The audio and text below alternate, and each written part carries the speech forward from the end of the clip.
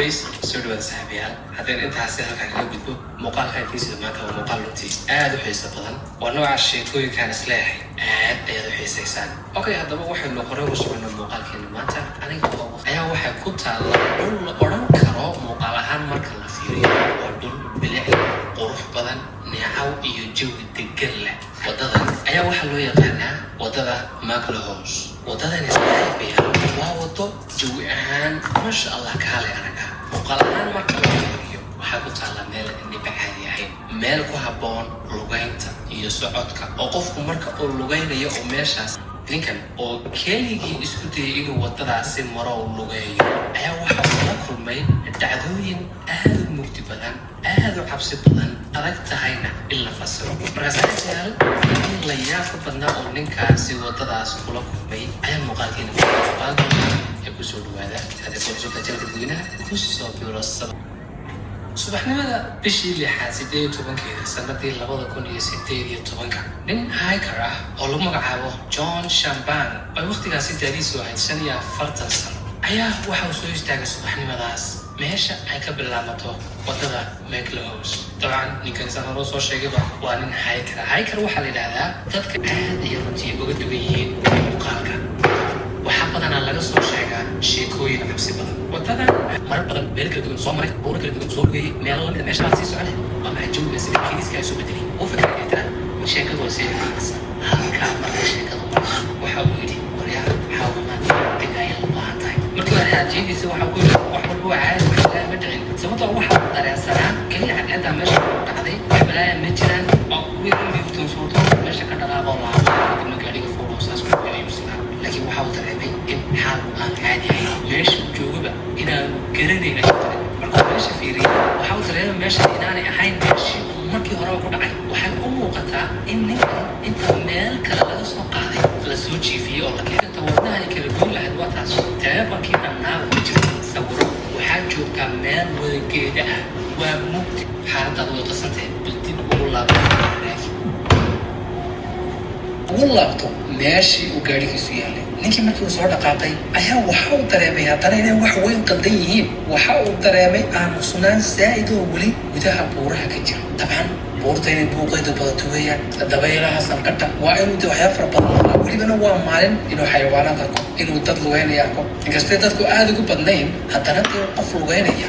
marka qaar way kaa soo horbaxayaan meeshu bilaa dad maaha ninkii waxuu bilaabay inuu tallaabada dheereeyo uu degdego si uu meesha degdeg uga baxo intaa uu lugeynaya uu sii socday haddana waa u dhawaaqay war yaa joogaay war ma lay maqlayaa war halay caawiyo nasiib daro cid hadalkiisa maqlaysa ma jiraan keligii ayuu xiqay haatan laba wax ayuu niyadda ku dhisanayaa kow waxa uu niyadda ku dhisanayaa waa maalin oo haatan waad laaban karaysaa oo waxbaad kala arkaysaa laba xaaskaagu maadaama ay xalay ku weyday booliiska ayay kugu wargelisay oo kulleyba booliisku way ku raadinayaan oo lagu baadi goobaya asaga oo weli cabsi fara badan dareemaya oo lugeynaya ayaa waxa uu dareemay inay tahay gebi ahaanba meel qaldan meel aanu hore u soo marin mar labaad ninkii asaga ahaa waa dhumay dib ayuu fiiriyey meeshii uu soo dhex lugeynayay oo dhani gebi ahaanba meel kale ayay soo bedeshay meel allaalayo meeluu marayo ma garanayo meeshii uu ka yimid dhankay ka xigto gaadhigiisi meesha uu yaallo dhanka ka xigo haba yaraatee ninku ma garanayo waa dhawaasan yahay waa luusan yahay dhankan haddaba siduu u ordayay soo baxay meel biyo fadhiyo meel hara ah oo biyo fadhiyo meeshan uu biyuhu fadhiyo hareeraheeda geedo ayaa ku wada yaal oo biyuhuna waa biyo aad isaga badan John nasiib wanaag waxay ishiisu qabatay shakhsi biyahaasi korkiisa taagan oo dhinaca biyaha u sii jeedo biyaha daawanaya ayuu sheeda ka arkay wuu farxay aad ayuu u farxay waxau siri ugu dambayn bini'aadan ayaa dhashay qof bini'aadana ayaad aragtay qofkan ayaa ku caawinaya waxau bilaabay inuu dhankiisa u soo ordo oo ku dhawaaqo oo ku dhaha walaal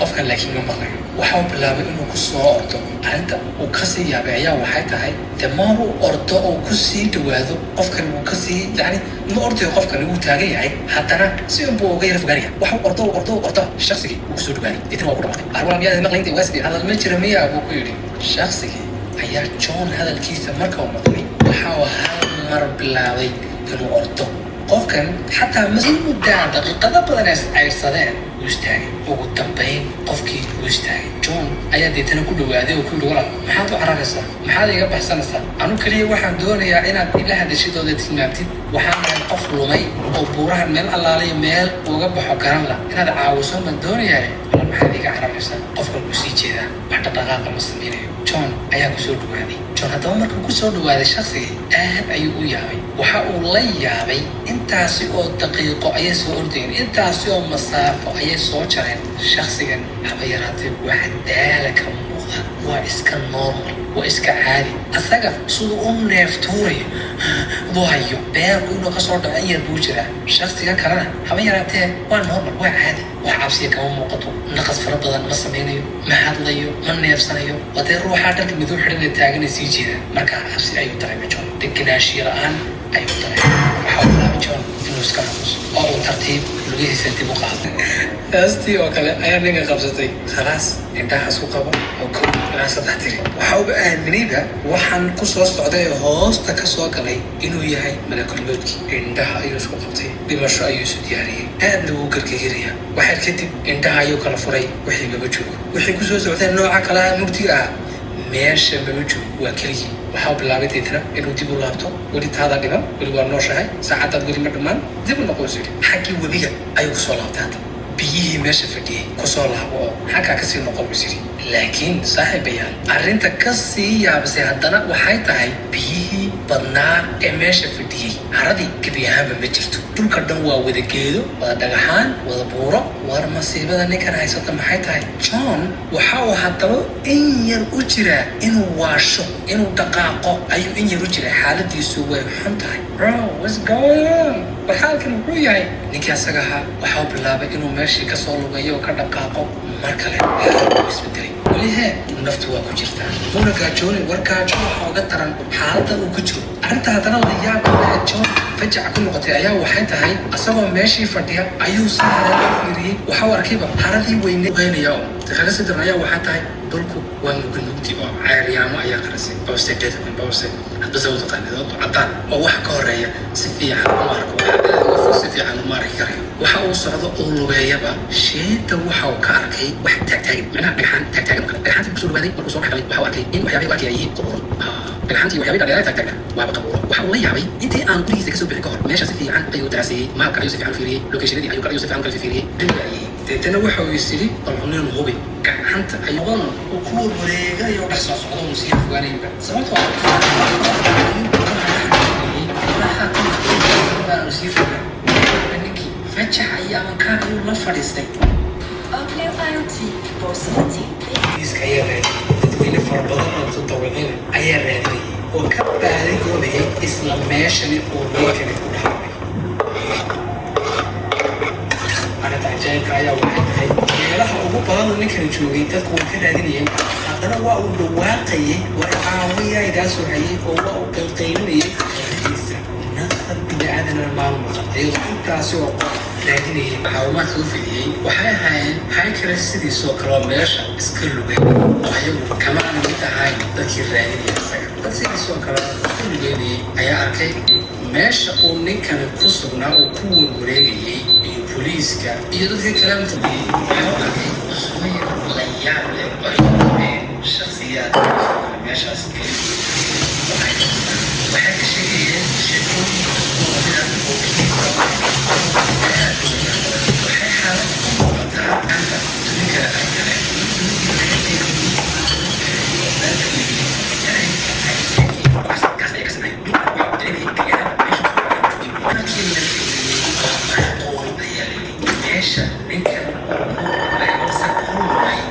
dad warkiisa rumaysta iyo in badan oo warkiisa rumaysan waayo oo yidhi weliba waxaan waa waxa jeebkaa kala soo baxday sheekadan waa sameys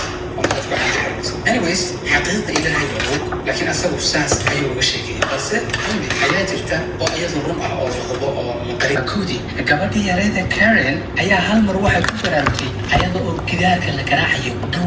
gow laga siinayo degdeg hurdada ka bootay weliba ninka koodini waa mid saa'id gabadhii yareeda Karen si u socotay qolkii walaasheed ayay tartiib albaabka soo furtay deetana waxay artay walaasheed gabdhahan habaynaatee hadalkooda ma rumaysan waxauna u faheen hadday guriga ka baxaan inay sidii shalay oo kale wax dhacaan oo guriga la qaso haddii guriga dhex joogaanna wixii jiray inuu adigu way aamuseen